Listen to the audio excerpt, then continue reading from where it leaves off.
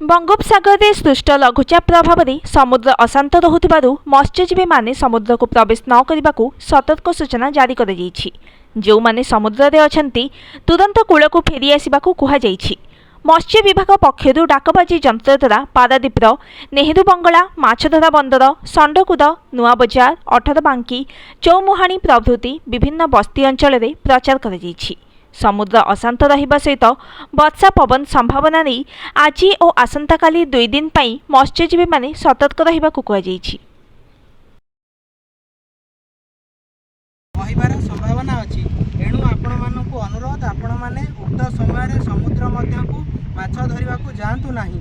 जो मत्स्यजीवी माने समुद्र मध्य अछंती सेमानकु कूल को फेरिया सूचना दिंतु। यही सतर्क सूचना मत्स्य और प्राणी संपद विकास विभाग ओडिशा सरकार तरफ जारी करागला। धन्यवाद मत्स्य और प्राणी संपद विकास विभाग ओडिशा सरकार।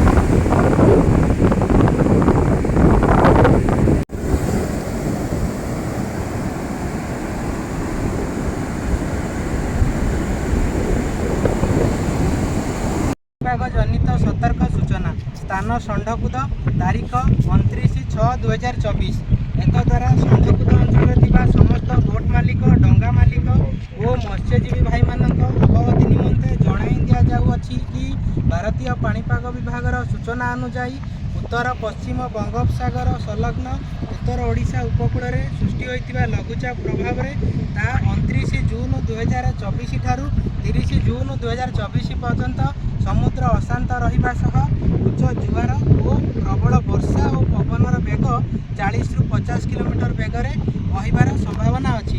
एणु आपण मानक अनुरोध आपण मैंने उक्त समय समुद्र मध्य को माछ धरने जातु नहीं। जो मत्स्यजीवी माने समुद्र मध्य अछंती सेमानकु कूल को फेरिया सूचना दिंतु।